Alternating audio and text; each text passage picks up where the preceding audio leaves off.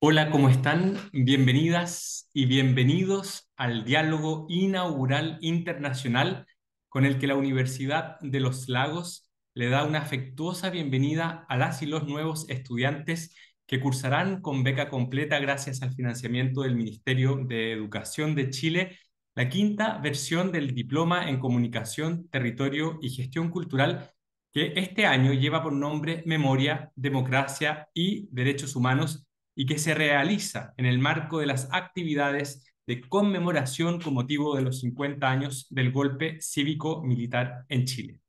Soy Sergio Trabuco Serán, subdirector de Arte, Cultura y Patrimonio de la Universidad de los Lagos y director académico de este programa que se imparte desde julio a septiembre con clases presenciales en la casona de la Universidad de los Lagos en la ciudad de Ancud, en el archipiélago de Chiloé, y que cuenta, digo, con un cuerpo docente de 8 personas, todas y todos muy comprometidas, muy comprometidos además, quienes estarán a cargo de dar vida a los 3 cursos de este diploma. Ellas y ellos son Sonia Muñoz, Silvia Castillo, Simona Mayo, Fabián Retamal, Macarena Almonacid, Jorge Ferrada y el profesor Claudio Ulloa. Este diploma cuenta además con 2 seminarios de especialización a cargo de la profesora Liliana Conlés de la Universidad Nacional de Avellaneda y Cristina Carrasco Bengoa de la Escuela Superior Campesina de Curaco de Vélez. Además, la clase magistral de clausura y certificación estará a cargo del profesor Juan Manuel Fierro, decano y académico de la Universidad de la Frontera. Saludo muy especialmente al coordinador general del programa, Claudio Meriño, y al coordinador académico, el profesor Claudio Ulloa. Quiero además darles una afectuosa bienvenida a ustedes, quienes nos acompañan hoy de manera virtual en este encuentro, pero también a quienes nos verán de manera diferida por el canal de YouTube Ulagos TV. Quiero darle el pase, antes de presentar a nuestro querido invitado, al director, al coordinador académico de este programa, el profesor Claudio Ulloa Galindo. Claudio, muy buenas tardes. Gracias, Sergio. Bueno, buenas tardes a todas y todos. Un real placer y gusto partir este diploma, ¿verdad? Que ya ha tenido distintas versiones en otras regiones del país también, en Chile. Agradecerle, bueno, a Fernando, ¿verdad? Que va a hacer esta inauguración hoy día desde Uruguay, también a la profesora Liliana, que se suma en uno de los cursos de especialización desde Argentina. Por lo tanto, también generar estas redes y ampliar estas redes internacionales es bastante grato, sobre todo a quienes estamos en el sur de Chile. Es especial esta versión del diploma porque va a tener una variante presencial. Muchas veces hemos realizado el curso prácticamente en un formato online. Esta vez va a tener un día sábado, ¿verdad?, que va a ser presencial, y en ese sentido yo quiero relevar que esa presencialidad tiene que ver con darle vida a un espacio que la Universidad de los Lagos está construyendo, particularmente en Ancud, en el archipiélago de Chiloé, con un foco en la extensión cultural, en el patrimonio cultural de Chiloé y en la vinculación con el medio. Por lo tanto, agradezco a la Subdirección de Arte, Cultura y Patrimonio, al equipo de la subdirección encabezado por Sergio, aterrizado por Vanessa en Chiloé, ¿verdad? Porque han recibido esta inquietud de que podamos generarlo de esta manera presencial para así también ir comenzando un proceso formativo en Ancud en particular respecto al arte, respecto a la cultura y al patrimonio. Saludo a las profesoras, a los profesores, a las y los estudiantes. Vamos a tener un grupo, hemos ido viendo ya la conformación bastante heterogéneo, diverso y bastante rico en experiencias territoriales. Por lo tanto, creo que lo local va a primar. Lógicamente eso lo entrega la presencialidad, pero por otro lado, este año de conmemoraciones, ¿verdad? Acá hablábamos del 50-40-50, mencionando los años que han pasado tras los golpes de Estado y dictaduras, ¿verdad? En el sur de América. En Chile este año son estos 50 años y hemos querido también focalizar la mirada de este diploma desde la memoria. Y creo que la mayoría de las clases van a estar impregnadas fundamentalmente desde eso, desde la reflexión que podamos ir haciendo también, sacando cuentas respecto a los procesos históricos y los procesos políticos que actualmente estamos viviendo, sobre todo en esta área, en el área del arte, de la cultura, del patrimonio, ¿verdad? Y cuáles son los devenires que nosotros vamos observando en un territorio particular como es el archipiélago de Chiloé. Eso, agradecerles que podamos partir esta versión del diploma de manera presencial, ¿verdad? Este encuentro y agradecer también a quienes hoy día han podido conectarse a esta hora para participar de esto. Muchas gracias, Claudio Ulloa Galindo. Con el título Memoria, Democracia y Cultura, 50, 40, 50, Chile, Argentina y Uruguay, a cargo de una persona, como les dije, muy querida, me refiero al profesor Fernando Miranda, daremos inicio a esta nueva versión de este diploma que ya ha becado a un centenar de gestoras y gestores culturales, tal como lo decía el profesor Ulloa, en las regiones de los ríos, los lagos, Aysén y también en la región de Atacama. Este es un intento desde la universidad pública, estatal y regional, y también del ecosistema público de las universidades públicas de Uruguay y de Argentina, además como lo es la Universidad Nacional de Avellaneda y la Universidad de la República, la Universidad de la Frontera, que son instituciones hermanas y aliadas en este propósito. Un intento, como digo, por generar instancias formativas desde una lógica basada en la promoción y garantía de derechos. Decano de la Facultad de Artes de la Universidad de la República, doctor en Bellas Artes con orientación en Educación Artística por la Universidad de Barcelona y licenciado en Ciencias de la Educación por la Universidad de la República. Fernando Miranda cursó además estudios en la Escuela Nacional de Bellas Artes y es, como les digo, un gran colaborador de la Universidad de los Lagos y también de la Red Patagonia Cultural. Al término de su charla, de su diálogo, podremos hacer preguntas a nuestro invitado. Muchas gracias, querido Fernando, una vez más por estar con nosotras y nosotros. Y todas y todos, digo, sean muy bienvenidas y muy bienvenidos a esta quinta versión del Diploma en Comunicación, Territorio y Gestión Cultural. Fernando. Muchas gracias, buenas tardes a todos y a todas. Aquí son las 7 de la tarde, una hora menos entiendo que tenemos ahí en Chile.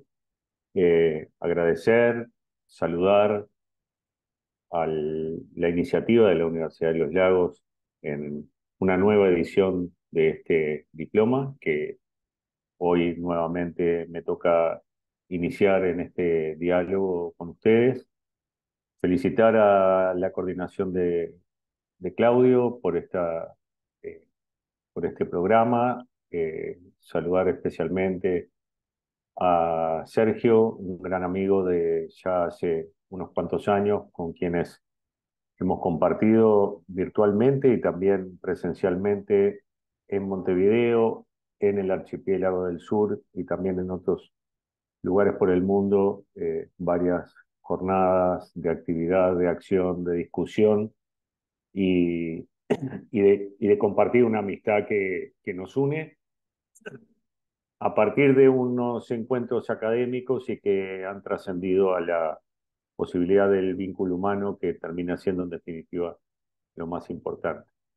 Eh, Encantado además de estar con ustedes, saludar a los profesores, las profesoras, alumnos y alumnas de este diploma, destacar la relevancia que estos temas tienen para la descentralización, además en un programa de formación universitaria que trasciende justamente las centralidades de las universidades para expandirse por el territorio y creo que ese es un valor de esta serie de ediciones que el diploma tiene y, y por permitirnos un agradecimiento especial participar esta vez desde lejos y del otro lado de la cordillera y del Río de la Plata además.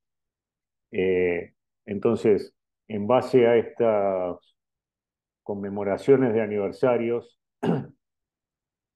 tan dramáticos, tan tristes, tan dolorosos para los países del Cono Sur, estos 50 años de triste coincidencia en la conmemoración de fechas de los golpes cívico-militares en Chile y en Uruguay, el 11 de septiembre del 73 en Chile, el 27 de junio del 73 en Uruguay y los 40 años de recuperación democrática, felizmente en Argentina. En estas fechas redondas que valen la pena siempre conmemorar desde la memoria, pero cuando se producen estos hitos coincidentes de fechas a destacar, se renuevan y se refuerzan el sentido de la memoria, de la configuración de lo histórico, digamos, y de la valoración de lo histórico, y en el marco de un diploma que llega a lo territorial, parece mucho más relevante cuando se tiene que ver con la gestión cultural, con la gestión de recursos públicos para el trabajo con bienes de la cultura, donde la historia, la memoria tienen mucho que ver con la construcción de los territorios. Entonces, lo que yo voy a compartir con ustedes son algunas reflexiones en torno a la memoria, breves ejemplos de algunas cuestiones que han estado sucediendo y vienen sucediendo, eh, al menos en nuestro país y con algún ejemplo regional, como para, bueno, en esta hora entiendo que tenemos hasta alrededor de las 8 de la noche o algo de las 8 de la noche nuestra, 7 de la tarde por ahí, poder, bueno, dejar planteados algunos temas y especialmente recibir intervenciones y preguntas, en fin, intercambios, este, porque en este tema estamos todos y todas implicadas y no hay aquí expertise, digamos, sino de alguna manera ordenar algunos puntos como para la discusión. Entonces, esperemos, estoy a dos pantallas simplemente para facilitar la... No sé si hace eco ahí también o aquí. ¿Ahí se escucha bien? Perfecto.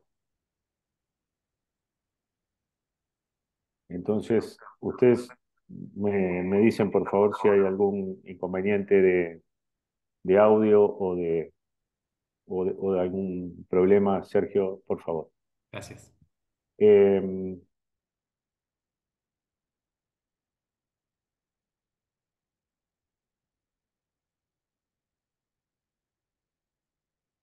bueno,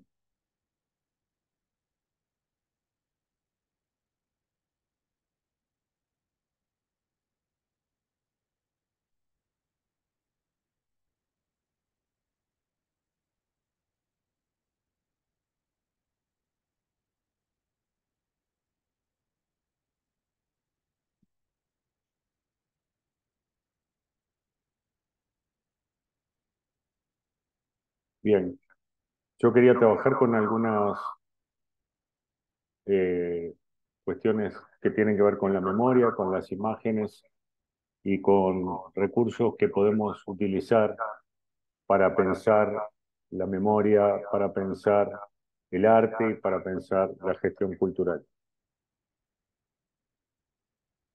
Y, y para iniciar, pensar en esto de qué es, en definitiva, la memoria y tratar de entender o de conceptualizar la memoria como un espacio de disputa, como un espacio de conflicto, como un espacio de intereses que pugnan por recuerdos, que pugnan por versiones,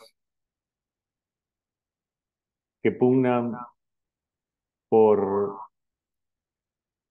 en definitiva, puntos de mirada, puntos de vista sobre determinados acontecimientos.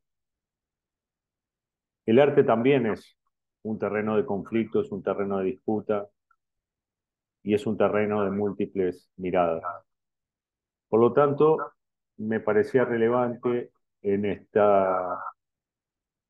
en este trabajo respecto de la memoria y su vínculo con lo cultural, pensar ambos ámbitos, el de la memoria y el del arte, como espacios de disputa, como espacios de conflicto, como espacios a ganar, en definitiva, a partir de diversos intereses.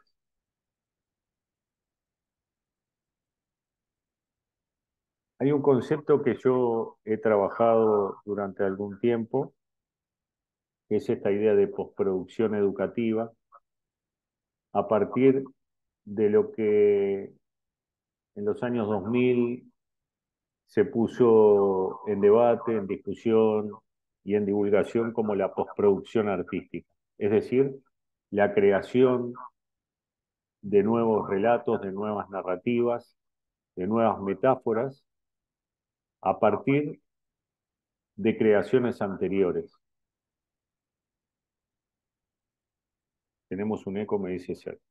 Vamos a Déjame ver. intentar, querido Fernando, si es que, a ver si silencio esto. ¿Te silencié a ti? No, ahí creo que lo solucioné. Háblame, por favor.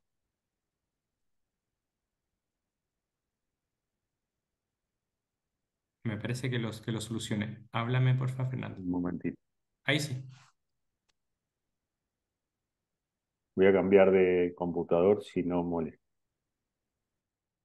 Aprovecho de darle la bienvenida a las y los estudiantes, no solo del diplomado, sino que también hay estudiantes del electivo de gestión cultural comunitaria que impartimos todo el primer semestre y que les pedí que asistieran además a este diálogo para que complementen su trabajo de fin de curso con sus reflexiones personales a propósito de este encuentro que tiene por invitado a Fernando Miranda, decano de la Facultad de Artes de la Universidad de la República y que lleva por título Memoria, Democracia y Cultura 50-40-50, Chile, Argentina y Uruguay.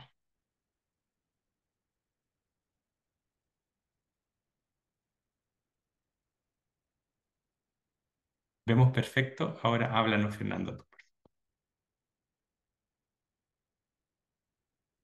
No te estamos escuchando.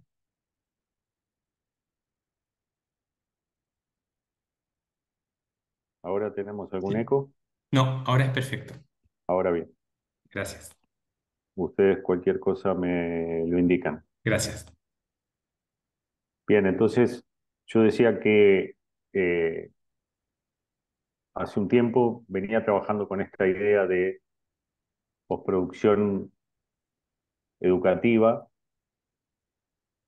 desarrollado a partir, concepto desarrollado a partir de lo que en los años, yo diría, comienzo de los 2000, se puso en divulgación y en discusión como la postproducción artística, es decir, la reelaboración o la elaboración de nuevos relatos, de nuevas narrativas, de nuevas metáforas, a partir de materiales ya existentes, eventualmente producidos por otros y por otras, y aquel concepto tan utilizado y tan próximo a las prácticas artísticas contemporáneas, en algún momento lo tomamos para pensar qué pasaba si llevábamos esa idea a la condición de lo educativo en el arte.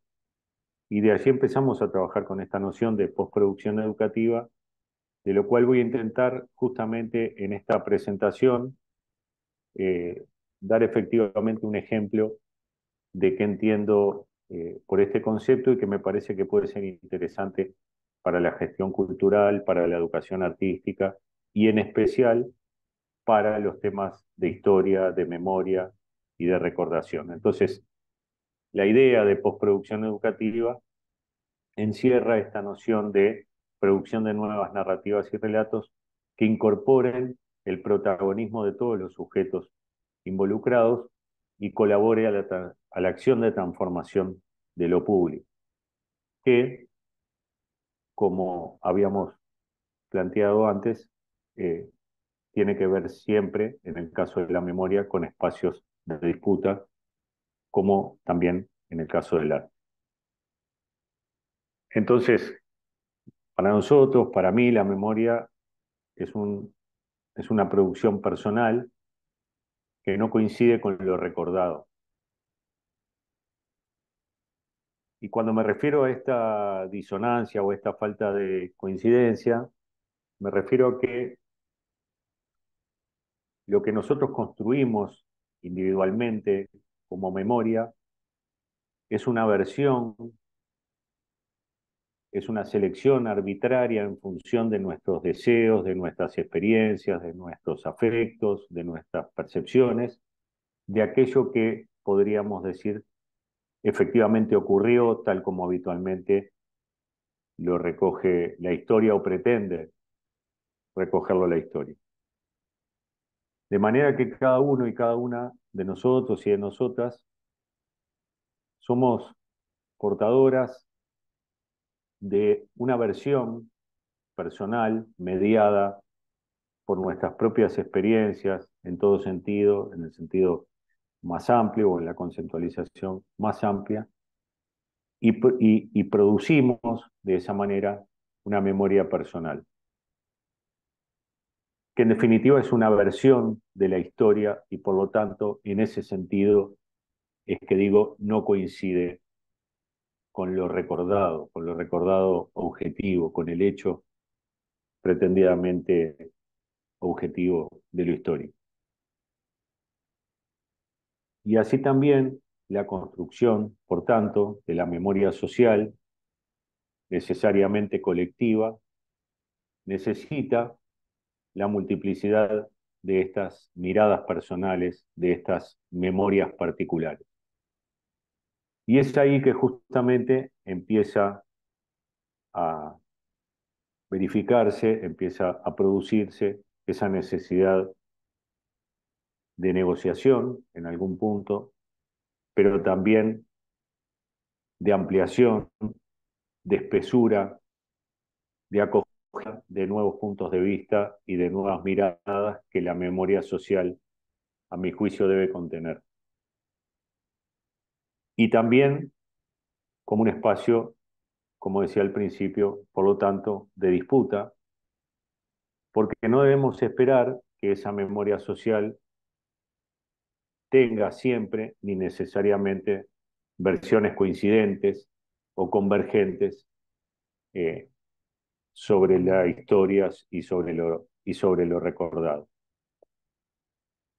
Entonces, algo que me parece relevante, vinculado al tema de la gestión cultural, al tema de la educación artística, cuando trabajamos en estas cuestiones de memoria,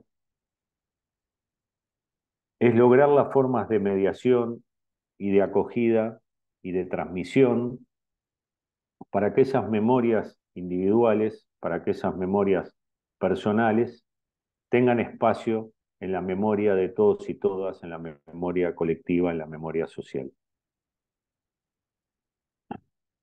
Como dice Elizabeth Schelling, y en estos años de conmemoración, el recuerdo permanente se ha convertido en un imperativo cultural. A mí esta es una frase que me gusta mucho porque nos coloca en una misión de la cual las universidades son parte, especialmente las universidades públicas son parte.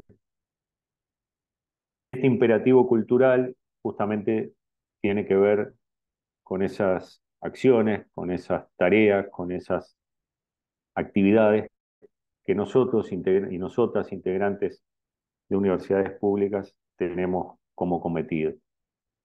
El recuerdo permanente, la construcción de la memoria colectiva, de la memoria social, es entonces, y yo coincido, una imposición cultural, un imperativo cultural, un deber educativo, eh, artístico y cultural en general, considerando justamente lo artístico y lo educativo como parte del sistema de representaciones y de construcción simbólica de lo social. Y les voy a contar una anécdota que una colega recoge, que vivimos juntos con una colega en la ciudad de Córdoba, y que tiene que ver con esta pregunta: ¿de dónde se guarda la memoria? El año pasado, visitando en un espacio de memoria de Córdoba, en Argentina, al lado de la catedral, para los que conocen Córdoba, que fue un centro clandestino de detención en algún momento durante la dictadura, justamente en Argentina, y que hoy aquello que era un lugar de utilizado de represión, con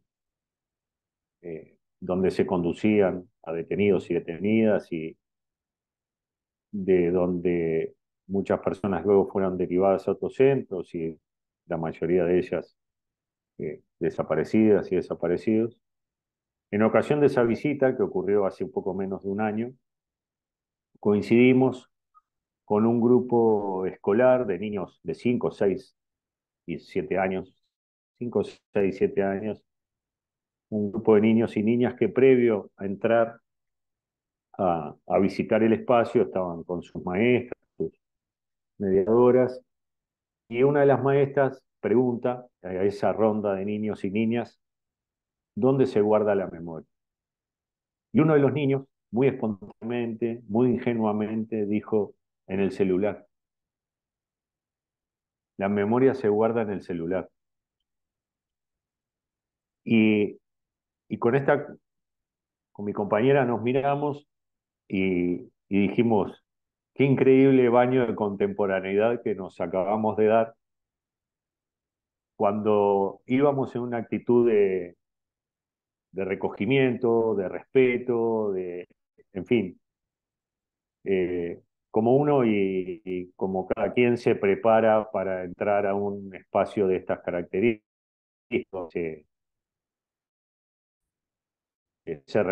y ante una pregunta eh, aparentemente tan sencilla, fue conmovedora esa respuesta espontánea de dónde se guarda la memoria en el celular.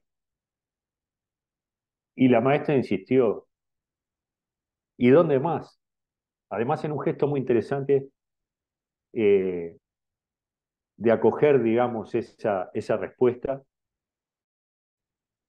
no darla por equivocada, seguramente no lo era desde la perspectiva de un niño de 6 o 7 años, y la maestra preguntó, ¿y dónde más se guarda la memoria?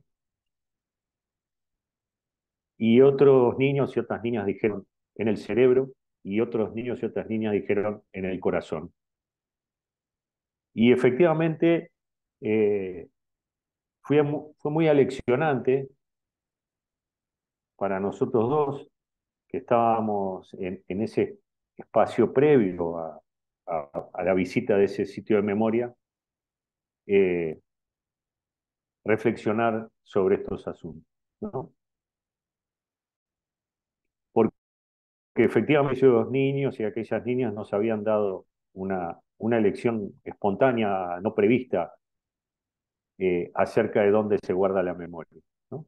Se guarda en el corazón y se guarda en el cerebro, como lo dijeron.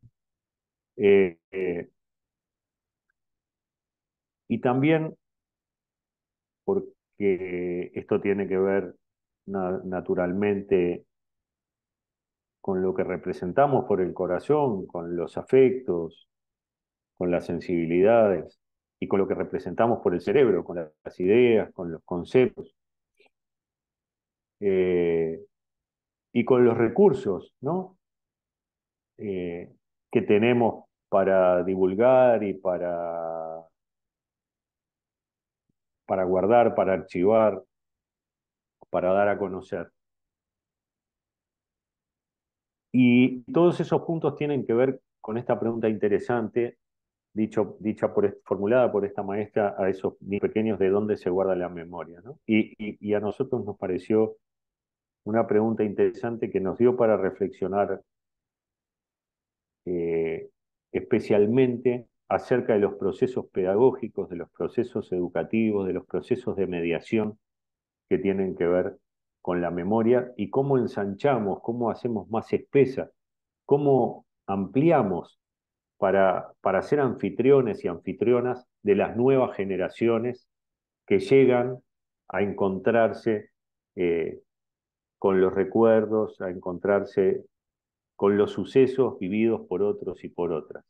Y cómo disponemos esos recuerdos y esas memorias para que esa base justamente se haga más amplia, más ancha y nuevas generaciones puedan participar de la reformulación de las memorias, de la transformación de las memorias y de la adopción de esas memorias, digamos, respecto de sucesos dolorosos, de sucesos relevantes que trascienden a la generación eh, que, que los protagonizó y que los vivió.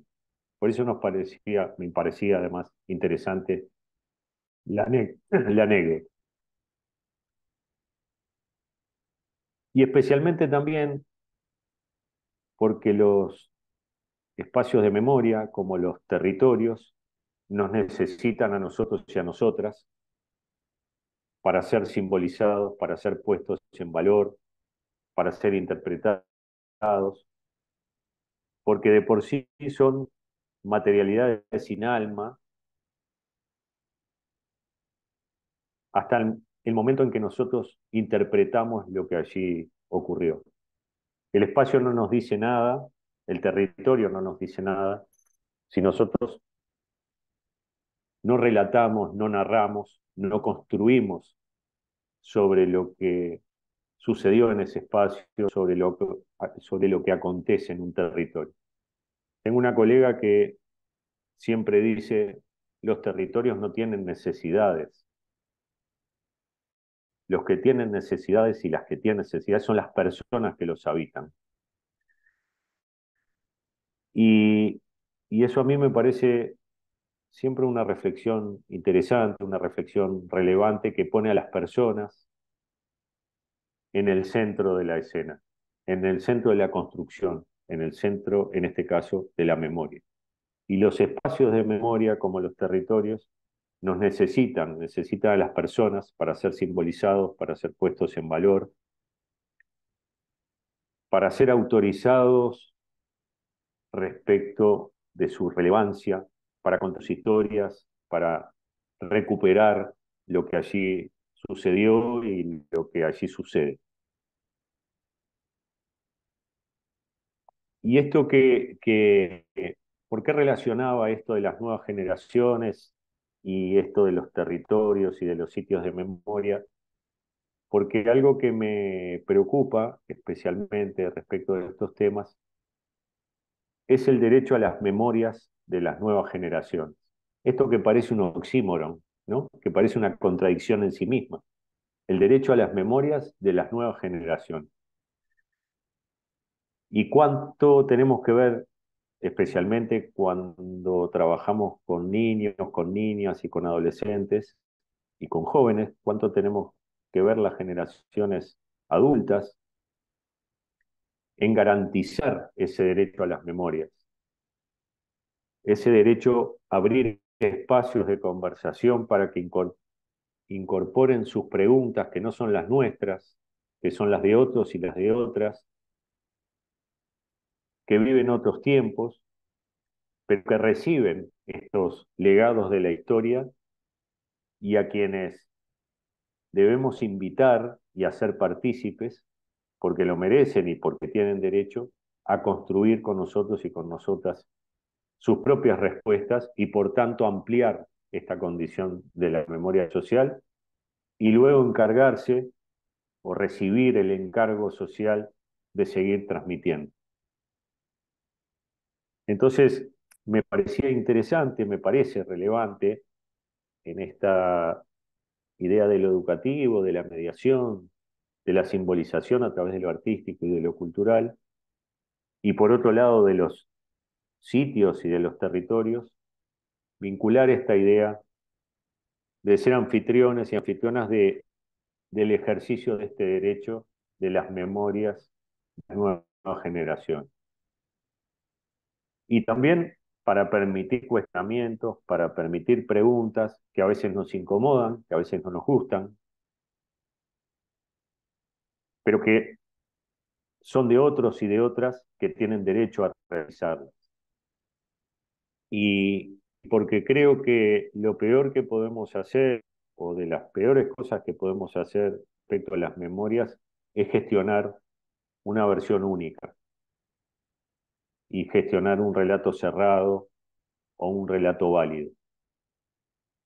Creo que debemos construir una narrativa que cruce por el mejorar la vida de todos y de todas. Esto implica no caer en relativismos, sino pensar cuál de las versiones puestas en disputa, puestas en conflicto, hacen mejor la vida de todos y de todas cuando se trata de recuperar la memoria. Una pregunta que a mí me incomoda y que la vengo usando para un trabajo que tiene ya una cierta larga duración y que en otro momento les contaré. Eh, es una pregunta con la que trabajo en un proyecto que tiene que ver con la recuperación de la memoria y que dice, ¿qué hicimos todo este tiempo? O interroga, ¿qué hicimos todo este tiempo? ¿Qué hicimos todo este tiempo? Refiere a qué hicimos todo este tiempo que duró el horror, que duró el terror, y qué hicimos todo este tiempo hasta hoy, 50 años después o 40 años después. ¿Qué hicimos todo este tiempo de lo sincrónico en que el terrorismo actuaba, el horror actuaba desde los lugares, desde las edades, desde las generaciones a las que pertenecemos y qué hicimos todo este tiempo desde allá hasta hoy?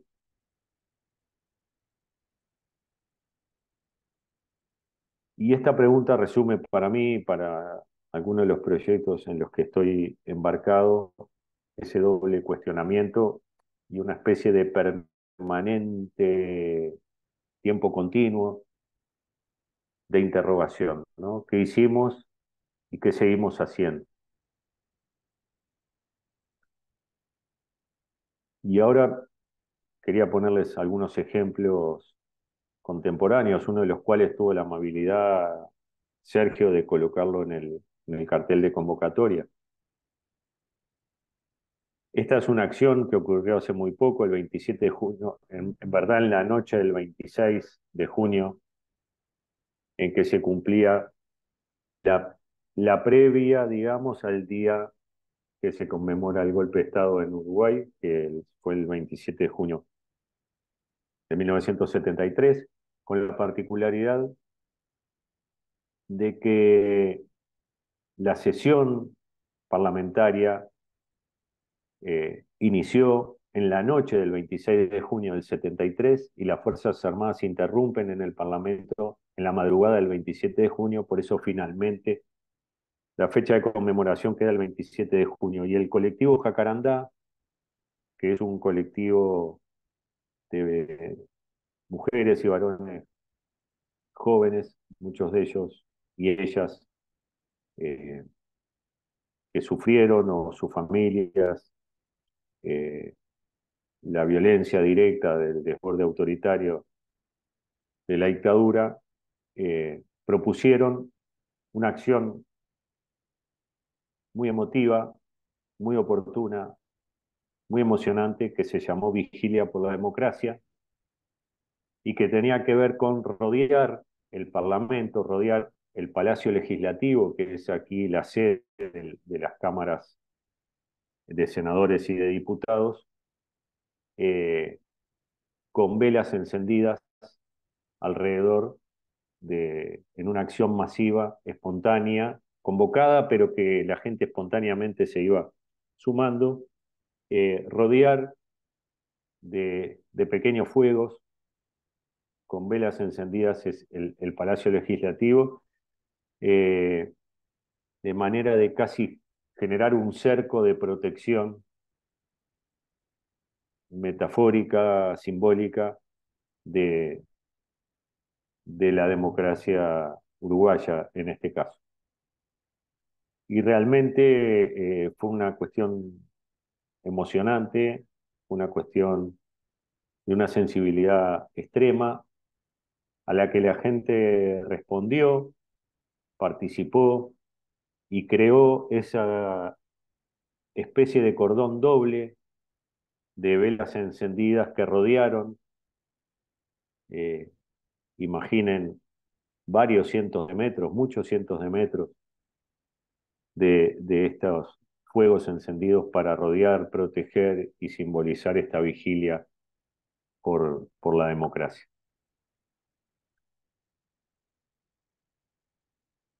Un segundo gesto simbólico, relevante, me pasó y lo quería compartir con ustedes hace poco, una acción del Teatro del Galpón, una obra que implicaba un recorrido, esto todavía se está realizando. Yo tuve la oportunidad de, estas fotos y lo que voy a mostrar, tuve la oportunidad de tomarlas. Eh, el Teatro del Galpón es un teatro independiente, surgido en la década de los años 50 por un grupo independiente, parte de la gran tradición que tiene el Uruguay y en particular Montevideo de teatro independiente.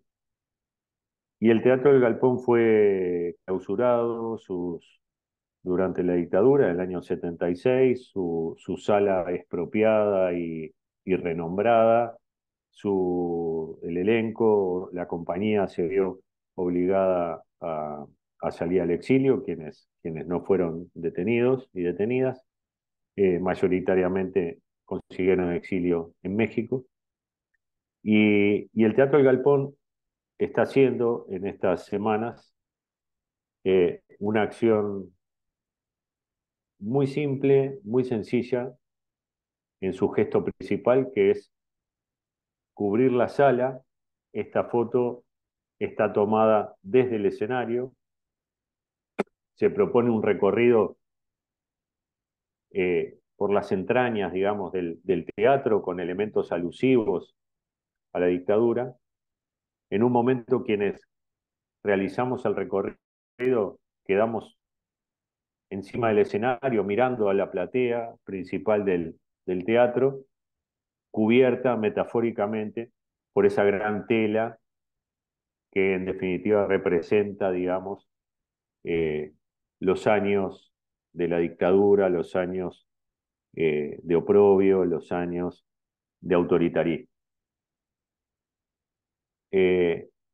Las personas circulamos, nos enfrentamos desde el escenario a esa platea cubierta por esa tela, a esa platea vacía cubierta por esa tela de la metáfora del autoritarismo, y en una segunda instancia, cuando culmina el recorrido, somos invitados e invitadas a colocarnos debajo de esa tela, ocupar nuestros asientos de espectadores y espectadoras en la platea y provocar el corrimiento, digamos, de esa tela hasta descubrir nuevamente la platea y el escenario.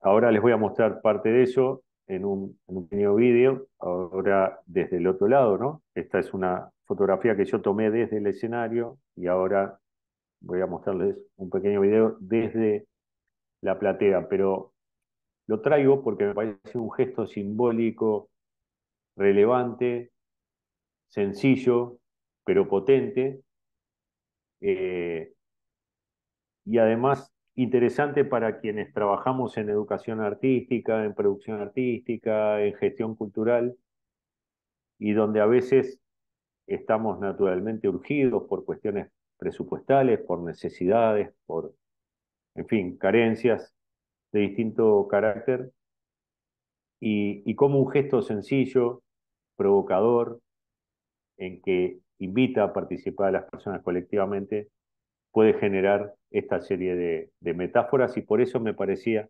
interesante compartirlo con ustedes. Entonces, una vez que las personas pasábamos por el escenario y veíamos la sala cubierta y veíamos la sala inerte, teníamos la posibilidad luego de transformar esa sala y recuperar, digamos, la actividad y la vitalidad de esa platea.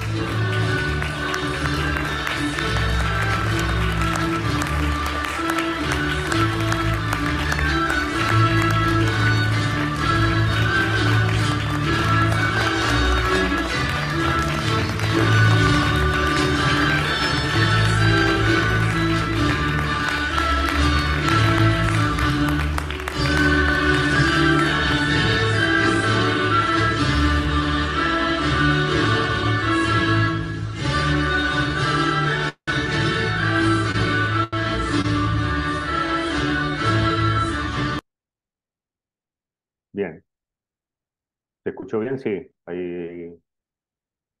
Sí, Entonces, perfecto. fíjense qué gesto simple, qué gesto sencillo y qué emotivo a su vez y simbólico y metafórico. Otra cuestión que les quería compartir y que tiene que ver con la actualización de las memorias, de alguna manera, y con qué otras cosas incorporamos a, a- a las posibilidades de la memoria.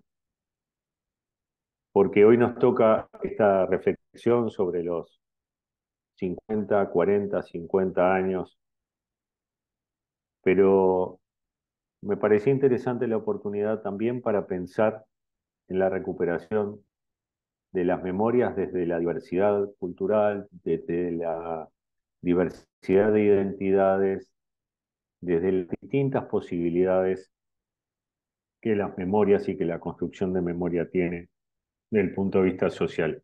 Y quería traer este trabajo, que es un trabajo de una colega brasileña, Mirna Anaquiri, que desarrolló en 2015, cuando todavía era estudiante de maestría.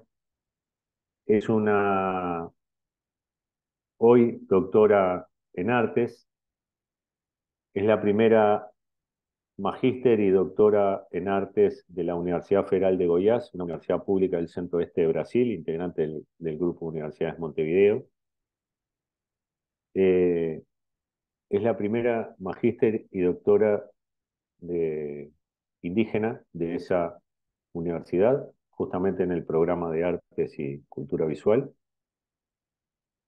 Una mujer que participa de la historia de sus colectividades, de su comunidad original y que eh, desarrolló una lucha para recuperar su identidad civil, que el Estado brasileño reconociera su apellido vinculado a su origen, que cambiara su documento, y mientras ella desarrollaba esa tarea y a su vez hacía parte de la universidad y desarrollaba sus estudios de posgrado, en en un efecto de una política pública universitaria que tenía que ver con el reconocimiento de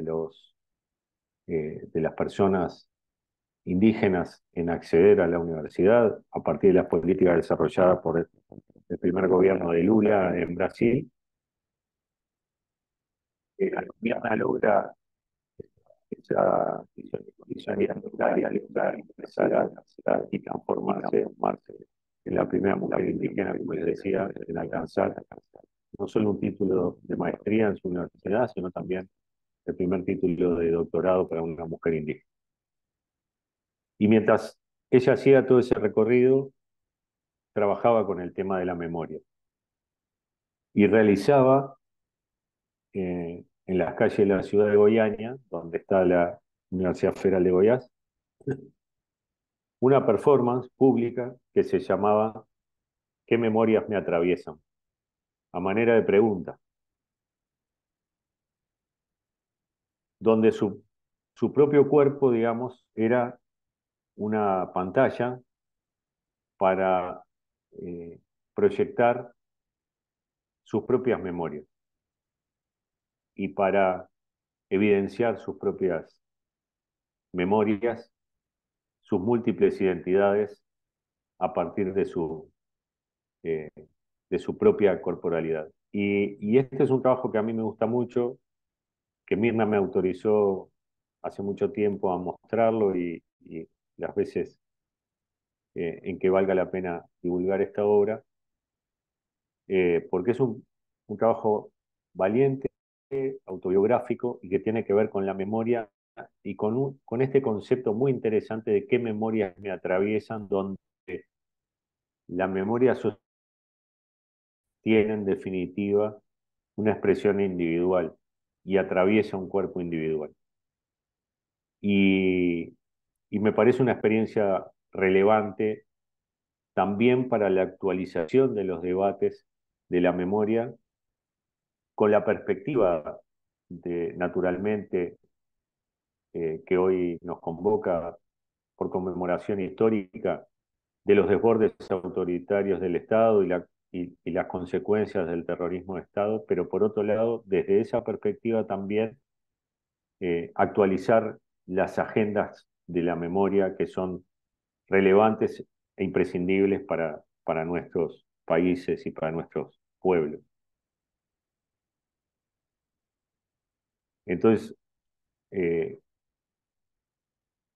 a mí me parece muy interesante este trabajo y quería compartirlo con ustedes, con la autorización naturalmente de Mirna, para pensar esta otra dimensión de la memoria y este atravesamiento corporal de la memoria colectiva y de la memoria social que en definitiva se encarna en cuerpos de personas, ¿no? De nosotros y de nosotras. Por eso hoy mencionaba que los espacios, los territorios y los sitios necesitan personas que los encarnen, que relaten y que narren. Y aquí una, una, una acción, una muestra que encontré en el Museo de la Memoria, que encontré en una visita la semana pasada, justo que encontré además porque la exposición se llama Memorias Encontradas. Me parece de una sutileza y de una poesía el título para esta muestra muy relevante, porque trabaja con archivos de personas, trabaja con archivos, fíjense ustedes, de hombres y mujeres uruguayos que viviendo en Chile al momento del golpe de Pinochet emigran a Argentina. Esas personas cuando llegan a Argentina son fichadas, registradas en un archivo policial, dispersas por el territorio argentino, y muchos de ellos y muchas de ellas luego son detenidos, otros son exiliados a otros países, etc. Pero de alguna manera estas memorias encontradas, encontradas en ese archivo y encontradas en esa relación de países que sufrimos los mismos efectos de las políticas autoritarias en los años 70, eh, me parecía interesante compartirlos aquí con ustedes y parte de esa exposición de las memorias encontradas, además de los archivos fotográficos, tiene este gran mural, tapiz, textil realizado con este motivo de los 50, 40, 50 y este entrelazamiento de nuestras historias políticas, geográficas y de nuestras memorias comunes o compartidas. Eh, y ese gran tapiz que nos relaciona en ese señalamiento de Chile y de Uruguay en un mapa puesto al revés, donde nuestro norte es el sur, como alguna vez se ha dicho, y ese archipiélago de Chiloé que aparece ahí bordado eh, con esos personajes reclamando verdad y justicia del lado chileno y del lado uruguayo, eh, y del lado uruguayo estas referencias a la cárcel y a y a una anécdota interesante que tiene que ver con algunas otras cosas que ahora les voy a mostrar, que hacen a una anécdota de un maestro uruguayo, integrante del Partido Comunista del Uruguay, preso en la dictadura en los años 70, que es una anécdota muy interesante, muy conocida, contada magistralmente en un par de minutos por Eduardo Galeano, que ahora les voy a mostrar rápidamente el video, y que tiene que ver con un regalo que el maestro se llamaba Didasco Pérez, Didasco Pérez estaba preso en uno de los penales de la dictadura uruguaya por ser integrante del Partido Comunista. Su hija le lleva un dibujo de, de pájaros y los presos tenían prohibido recibir dibujos de pájaros, porque eran para la dictadura esto era interpretado como una señal de libertad. Como le rompen el dibujo a la niña y no se lo entregan a su padre, a la siguiente visita la niña trae un dibujo parecido a este tapiz, con un árbol con redondeles.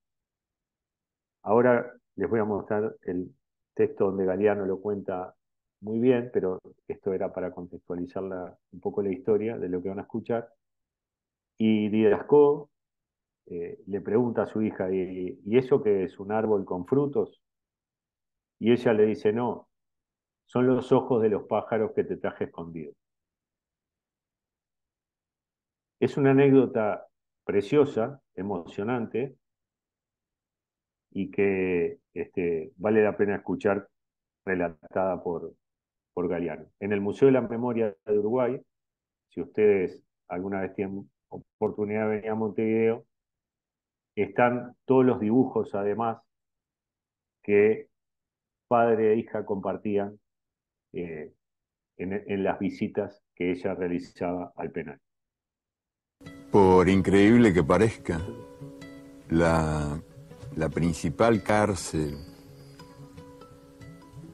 de la dictadura militar uruguaya se llamaba Libertad. Y por increíble que parezca, estaba prohibido en esa cárcel llamada Libertad que los presos dibujaran o recibieran dibujos de mariposas, estrellas, parejas y pájaros. Uno de los presos, Didasco Pérez, maestro de escuela, preso por tener, como dijo el oficial que lo detuvo, preso por tener ideas ideológicas, recibió un domingo la visita de su hija Milay, de 5 años. La hija le trajo un dibujo de pájaros. Como los pájaros estaban prohibidos, la censura se los rompió el dibujo, los censores rompieron el dibujo a la entrada de la cárcel. Al domingo siguiente, Milay trajo un dibujo de árboles. Como los árboles no estaban prohibidos, el dibujo pasó. Y el padre le preguntó, esas frutas de colores que hay, ¿qué son? ¿Naranjas? ¿Limones? ¿Manzanas? ¿Qué son? Y la niña lo hizo callar. ¡Shh! Bobo.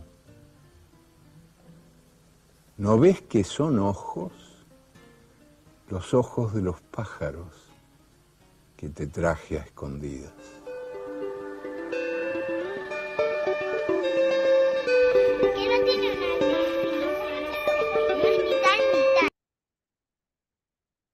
Y para finalizar, un ejemplo de esto que tiene que ver con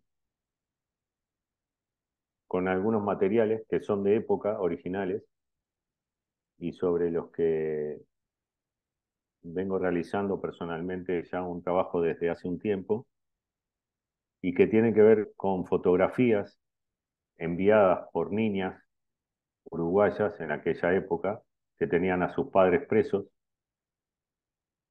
y que pasaban por la censura, debían pasar por la censura de, del penal o del cuartel.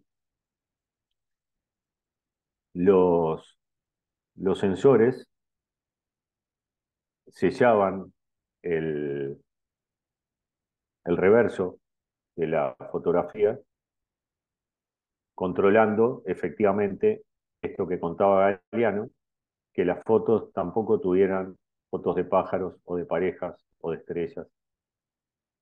Esta es una foto enviada a un preso en el penal de Libertad. Se llama Libertad porque, paradójicamente, como dice Galeano, el principal penal de la dictadura uruguaya eh, estaba cerca de la ciudad de Libertad, cerca de Montevideo, y por eso el penal adopta el nombre de penal de Libertad, también en una contradicción absurda. Este es un reverso de una fotografía enviada por una niña a su padre en el año 77, con el sello de censurado puesto por los eh, represores. Censurado no quería decir prohibido, sino quería decir que había pasado por la censura y que por lo tanto iba a ser entregado. Eso. Este es otro ejemplo de la misma niña del mismo año, donde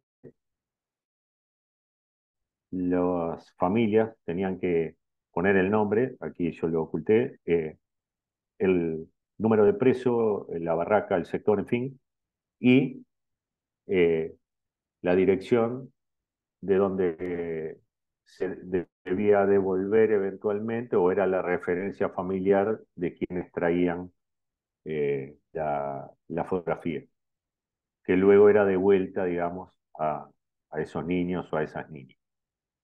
Este, y estos son documentos originales que yo, sobre los que estoy trabajando, porque eh, en esta idea de la memoria y de la construcción narrativa no me interesa tanto, o no me interesa, de momento, las imágenes de la fotografía, sino su reverso.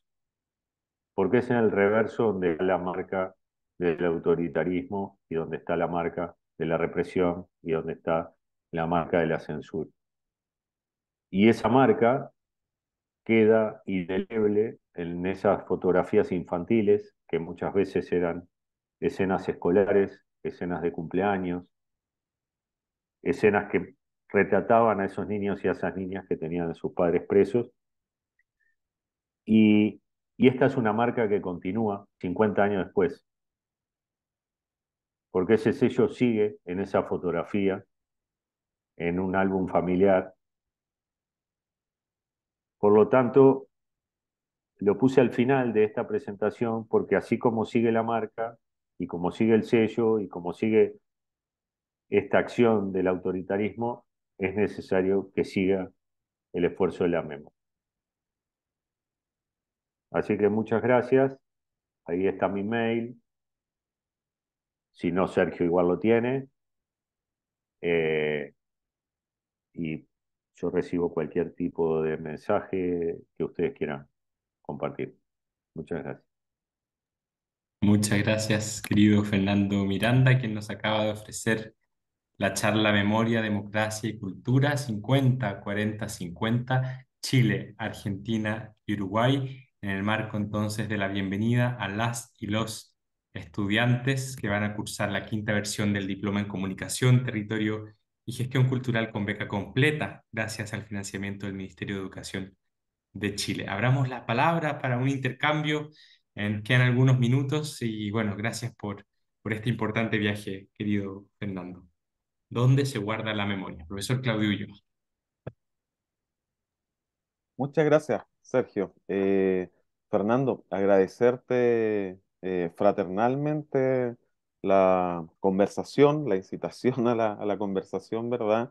Y a continuar con los registros. Yo pensaba bastante mientras exponías o nos comentabas estas ideas, ¿verdad? Que tú mencionaste, en cuestiones también que son personales, íntimas y sobre todo en años de conmemoraciones se tornan un poco más, aparecen mucho más, ¿verdad? Quizás también los años o cuando conmemoramos o cuando la gente está de cumpleaños, comienza a recordar eventos y yo creo que estamos en ese periodo, un periodo muy sensible, pero a la vez muy rico también en términos del ejercicio de crear nuevas memorias. Tú partiste diciendo esto de que la memoria es un espacio de disputa, ¿verdad? Y lo es. Nos sorprendemos en Chile porque hace un mes atrás, quizás, en una encuesta nacional, acá aparecía que casi un 30% de la población chilena encuestada eh, justificaba el golpe de Estado en Chile, lo cual nos parece una barbaridad enorme, pero estamos también atravesando un vaivén político que nos tiene en una constitución que está siendo redactada fundamentalmente por gente pinochetista. Entonces, estamos en esas contradicciones donde evidentemente la memoria está en una disputa palpable, situada, ¿verdad? Y que también tiene que ver con el poder. Entonces, cuando menciona esta idea de la memoria, la disputa, ¿verdad? Yo pienso inmediatamente en el poder de quienes finalmente van escribiendo estas memorias, siempre escritas desde los vencedores, ¿verdad? Hacia los vencidos. eh, y, y en base a eso y a las distintas eh, eh, estrategias que tuviste tú para mostrarnos también cómo construimos estas memorias desde lo íntimo, ¿verdad? Y desde lo público en ese ejercicio, en ese teatro en Montevideo. Yo creo que en este contexto y en este marco que inauguramos, ¿verdad? Un ciclo formativo en estos años redondos, como tú también dijiste, que generalmente nos sensibilizan más. eh, Tengo una pregunta, ¿verdad? Y en tu calidad también como formador y también a cargo de procesos de gestión en Uruguay en una universidad pública, ¿cuáles son hoy día estas responsabilidades, por ejemplo, de programas como este en términos de la memoria? Porque si la memoria está en disputa, si la universidad pública es abierta, ¿verdad? Y evidentemente nos encontramos en clases con disputas hoy día, muchas veces que nos pueden parecer medias raras, a la altura, ¿verdad?, de víctimas, de violaciones de derechos humanos, pero extrañamente de repente encontramos elementos que pareciesen todavía desmemorizar lo que ha ocurrido. Eh, ¿Cuál crees tú que son estas, no voy a decir obligaciones ni responsabilidades, pero sí creo mucho en el, en el deber, ¿verdad? Que tiene, por ejemplo, un curso como este, en términos de la construcción de la memoria, en un territorio particular al sur de Chile, en el archipiélago de Chiloé, pero ¿cómo tú observas esta suerte de deber ser, digamos, de estos programas en términos de una construcción de la memoria que finalmente se haga cargo de una construcción futuro, del futuro amistosa, amorosa y que haga sentido coherente con lo que hemos vivido? Sí, gracias, Claudio.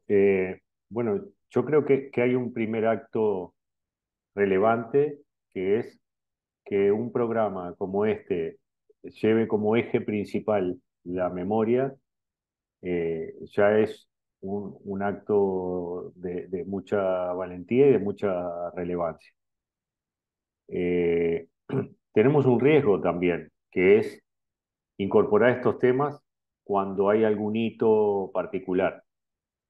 Y yo creo que quienes tenemos la responsabilidad de ocupar espacios públicos, eh, tenemos también la obligación de mantener estos temas vivos y vigentes, más allá de la conmemoración específica. Y, y por otro lado también creo que tenemos la obligación de pensar cómo se actualizan el tema de la memoria con relación a las nuevas agendas vinculadas a los derechos humanos, a los nuevas situaciones que acontecen en nuestros países, en nuestras comunidades, en nuestras colectividades, ¿no? Es decir, eh, este año es un año particular. Nosotros estamos haciendo, por ejemplo, un trabajo con un grupo de fotografía que están trabajando con fotografías de archivo de los años 60 y 70, y lo que hemos propuesto es, muy bien, miremos el archivo de los 70 con ojos de hoy, pero pensemos también cómo el hoy se ve con la luz de aquel archivo. Y veamos qué luchas se mantienen vigentes, cuáles han surgido, cuáles son emergentes y debemos mirarlas como una continuidad histórica donde a veces lo contingente va cambiando, el tema en sí va cambiando, pero no va cambiando, digamos, la permanencia de la reivindicación de determinados espacios, ¿no? Y a veces nos sorprendemos porque encontramos fotos históricas en blanco y negro de los años 60, comienzo de los 70, de las luchas sindicales, manifestaciones estudiantiles, en fin, con carteles que si los colocáramos hoy, nadie diría que tienen 50 o 60 años. Entonces, hay, hay líneas de larga duración que en cuanto a derecho permanecen, pero hay emergencias que son actuales eh, y hay nuevas personas con las que volver a discutir y a trabajar y a pensar cómo transmito determinadas cosas sin avasallar y sin agredir y dando espacio a la pregunta, ¿no? Entonces, claro, a esta altura, naturalmente, nosotros y nosotras tenemos aquí la mayoría de estudiantes que han nacido 10, 15, 20 años después del fin de la dictadura. Eh,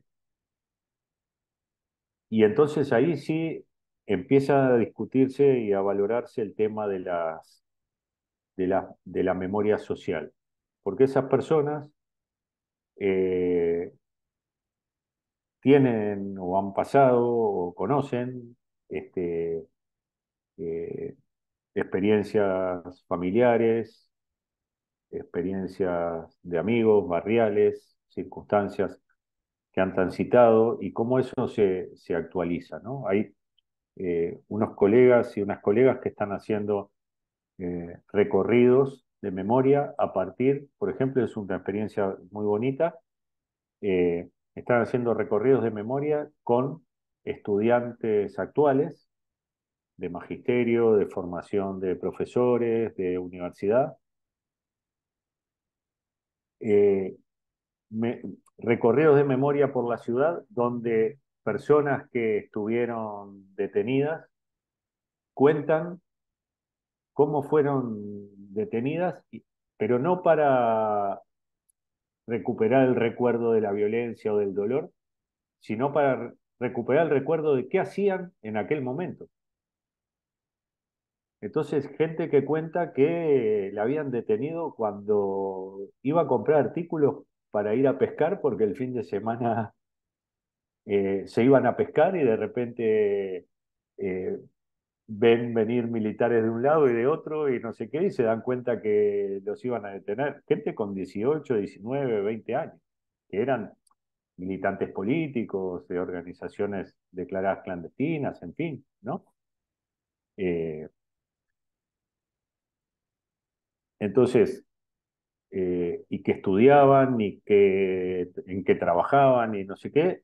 Y es interesante cómo esas personas, ahora con 70 o 70 y pico de años, le cuentan a los estudiantes actuales qué hacían en aquel momento, ¿no? Pero no desde el punto de vista del dolor y de la detención, sino de cuáles sean sus sueños, cuáles sean sus actividades, eh, la novia, el novio, los afectos, los amigos, las actividades cotidianas, sus estudios, el trabajo, ¿no? Entonces, eso genera unos elementos de vínculo, de contraste también, de preguntas, de sintonías, digamos, intergeneracionales que son muy interesantes. Naturalmente, los que unos y otros y unas y otras vivieron, es, no se puede transferir como experiencia. Pero sí las preguntas, sí los momentos, sí, ¿no? Eh, Y cómo donde ahora de repente hay un bar donde hace 50 años estaba el mismo bar y una persona que tenía 18, 19 años está esperando ahí un amigo o una amiga y es detenido en el mismo lugar donde yo como estudiante actual tomo café todos los días porque me queda cerca del instituto donde estudio, en fin, y ese tipo de cuestiones, ¿no? Entonces, ahí vuelvo al tema de los lugares. Los lugares no son en sí, sino sobre las historias que componemos, ¿no? Entonces yo creo que ahí lo que dice Claudio me parece relevante, es cómo actualizamos esa agenda y un poco lo que yo intentaba también compartir con ustedes es cómo ampliamos la base de participación en la memoria social y cómo esa memoria tiene relecturas actuales con nuevas preguntas, con cuestionamientos, con intentos de comprender, ¿no? Que van en un sentido y en otro, porque también esas generaciones más grandes en ese ejercicio no solo transmiten su experiencia, sino están, se ponen en situación de escuchar los anhelos, los deseos, las expectativas de las generaciones más jóvenes, ¿no? Entonces, me parece que es por ahí interesante. Hay una anécdota que a mí que está en un libro de Elizabeth Elgurs, que se llama Posiciones en la Enseñanza, que ella cuenta una historia que sucede en un pueblo de Centro Europa, cuando a partir de la película Shoah de Claude Lanzmann, que cuenta sobre el holocausto, no sé qué, entonces, bueno, llega el investigador y habla con el que en ese momento era el rabino del pueblo, entonces le pregunta, ¿no? Dice, bueno, ¿y por qué se llevaban a los judíos de este pueblo? Y el rabino dice, bueno, porque y las personas que estaban allí, católicas y no sé qué, dicen, bueno, lo que pasa que el pueblo judío está pagando la deuda histórica de haber crucificado a Jesús. Y de alguna manera, eh, y eso es una versión también, es una versión espontánea, es una versión convencida, ¿no? Y entonces Elizabeth Elgurt dice, ¿y con cuál versión nos quedamos? ¿Cómo dirimimos las versiones convenientes, digamos así, ¿no? Y me parece que ahí está lo que vos, Claudio, decías, ¿no? Que tiene que ver con eso de la disputa, ¿no? Y bueno, y ahí yo creo que la versión conveniente, entre comillas, es la que mejora la vida de todos y de todas, las que nos hace más plenos, más plenas, más integrados e integradas, más felices, porque si no tenemos el riesgo de un relativismo en el que todo vale. Y yo creo que hay que dirimir también por ese lado, ¿no? Gracias, Fernando. Tenemos dos palabras y quien más quiera comentar para no extender más este diálogo también y no quitarle más tiempo al querido Fernando Miranda. Vamos con Sonia Muñoz, profesora además de nuestro diplomado Chilota Ancubitana. Bienvenida, Sonia, además a este diálogo inaugural. Y también luego vamos con la profesora, querida profesora Liliana Corles. Sonia. Sí, hola. Bueno, yo estoy muy atenta y muy en línea también lo que quería comentar. Esta idea de la historia como desde, desde este continuum y cómo en el devenir de las sociedades y cómo hay hitos que rompen y estos hitos son los que nos van mostrando la historia, porque al final la historia la vamos contando desde la que conocemos, desde los hitos y la excepción a la norma, digamos, hay una cotidianidad y hay un quiebre de esa cotidianidad y esos son los eventos, las guerras y todas estas cosas que vamos conociendo como hechos históricos y vamos contando la que nos enseñaron desde ahí.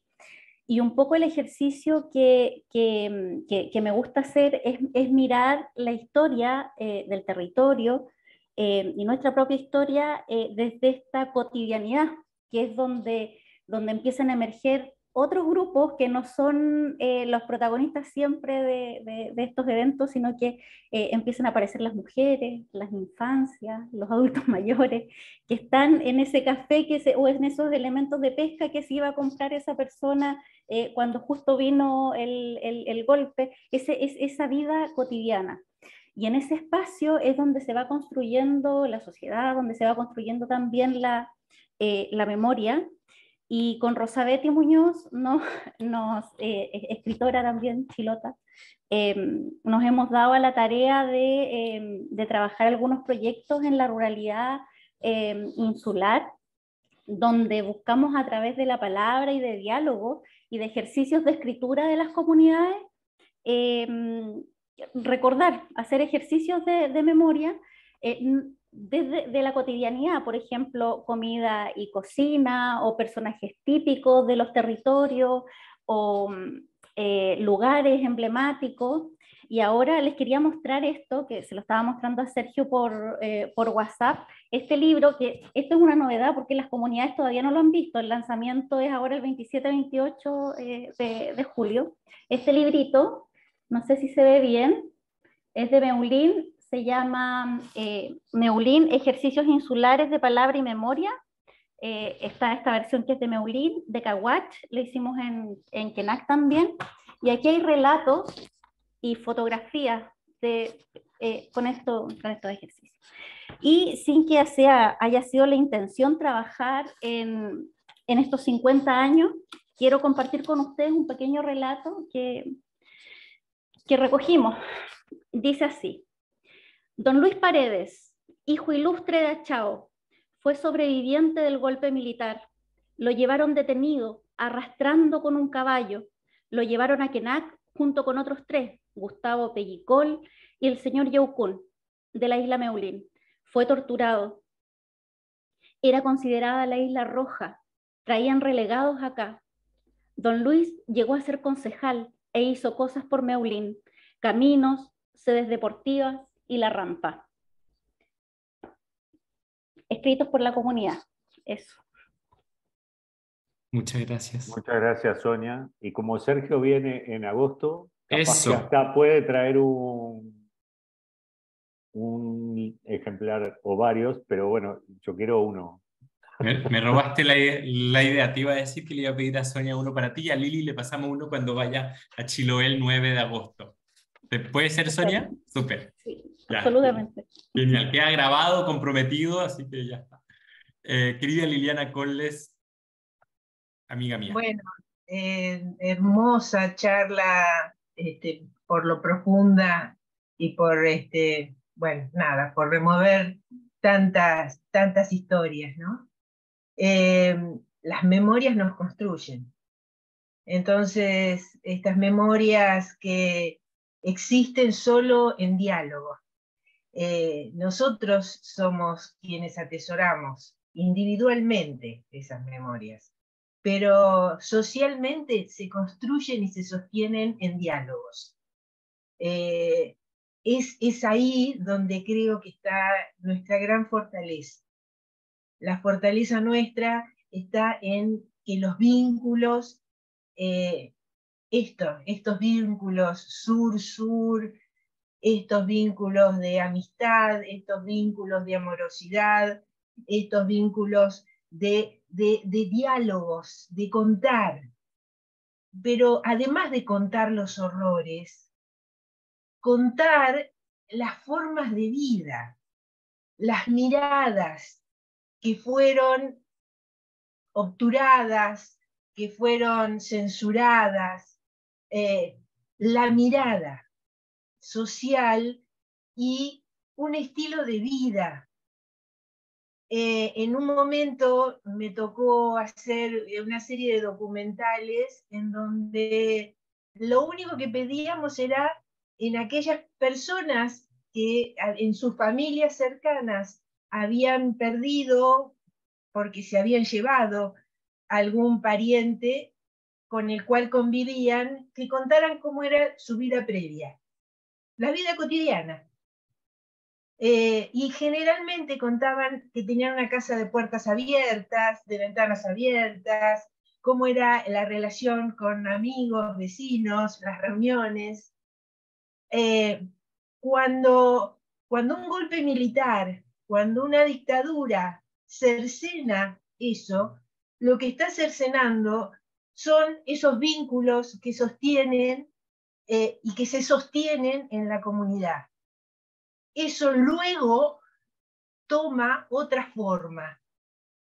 Entonces, cuando caminamos hoy, cuando pasamos por una casa, cuando pasamos en nuestra ciudad, yo vivo en la ciudad de La Plata, hay baldosas blancas que recuerdan, solamente tienen un nombre y una fecha, que es desde donde vieron por última vez a una persona. Cuando uno camina, lo que está recuperando como una cápsula de memoria es aquel estilo de vida que fue censurado, aquella mirada, aquella construcción. Entonces creo que es esto el enorme desafío del cual hablaba Fernando y con el cual creo que estamos todos, los viejos, los medianos, los jóvenes, emprendiendo y sosteniendo estos vínculos que son temporales, además de ser, digamos, personales y contemporáneos. Así que bueno, solamente eso. Gracias. Sí, gracias Liliana. Y pensar también cómo desde la producción cultural y desde el arte se puede mantener, digamos, esa condición simbólica, ¿no? Y ahora que mencionaste la ciudad de La Plata, que yo conozco mucho y he ido muchísimo y tengo amigos y todo el movimiento de simbolización, por ejemplo, de Julio López y su segunda desaparición, o la Casa Teruggi Mariani en fin, y el Centro Malvinas, un montón de espacios que simbólicamente mantienen viva la memoria de distintas maneras de representación, de muestra, que no siempre, por suerte, ni necesariamente es el relato objetivo, descarnado, violento, etcétera, sino también las formas en que simbolizamos, producimos y no sé qué, que son tan relevantes, ¿no? Y pensar por ejemplo, que el alegato de Stracera no hubiera podido ser si Somigliana, que era dramaturgo y de noche hacía teatro y durante el día trabajaba en el juzgado, lo ayudó a darle sensibilidad estética, digamos, a ese alegato que ahora se divulgó por la película Argentina 1985, pero como allí también el espacio de lo artístico, Pedro mencionaba por ahí el tema de la noche de 12 años, en fin, el cine, las artes visuales, la música, el teatro, en fin, un montón de posibilidades de lo simbólico, de lo cultural, de lo artístico, de lo educativo que nosotros tenemos a mano en estas posibilidades de la gestión cultural, y para lo cual me parece que, uniendo con lo que decía Claudio, estos espacios son absolutamente necesarios para generar nuevas formas de producción simbólica que mantengan, digamos, viva toda la cuestión de la memoria y que sean lugares acogedores para las nuevas generaciones, ¿no? Con esa reflexión agradecemos al profesor Fernando Miranda, decano de la Facultad de Artes de la Universidad de la República en Uruguay. Agradecemos a todas y todos quienes nos han acompañado virtualmente en este diálogo inaugural con el que la Universidad de los Lagos, y diría también en colaboración con la Universidad Nacional de Avellaneda y la Universidad de la República, estamos dando la más afectuosa bienvenida a la veintena de becados y becadas que cursarán, gracias al financiamiento del Ministerio de Educación de Chile, la quinta versión del Diploma en Comunicación, Territorio y Gestión Cultural, que este año lleva por nombre Memoria, Democracia y Derechos Humanos. Con el diálogo, entonces, a cargo del profesor Miranda, que se tituló Memoria, Democracia y Cultura, 50, 40, 50, Chile, Argentina y Uruguay. Les damos entonces la bienvenida a las y los estudiantes y al cuerpo docente, compuesto por la profesora Sonia Muñoz, Silvia Castillo, Simona Mayo, Fabián Retamal, Macarena Almonacid, Jorge Ferrada y Claudio Ulloa, que va además a ser complementado con 2 seminarios de especialización en ANCUT presencial, a cargo de la profesora Liliana Collés, de la Universidad Nacional de Avellaneda, y Cristina Carrasco Bengoa, de la Escuela Superior Campesina. Nos encontramos presencial en la primera clase en la casona Ulagos ANCUT, el sábado 22 de julio. Muchas gracias a todas y todos, especialmente gracias, Fernando, por el tiempo y por regalarnos tu lucidez y generosidad en este inicio de proyecto colectivo que busca este ejercicio de garantía de derechos por una educación libre, gratuita y de calidad que estamos empujando a través de este programa. Muchas gracias a todas y todos. Muchas gracias. Gracias.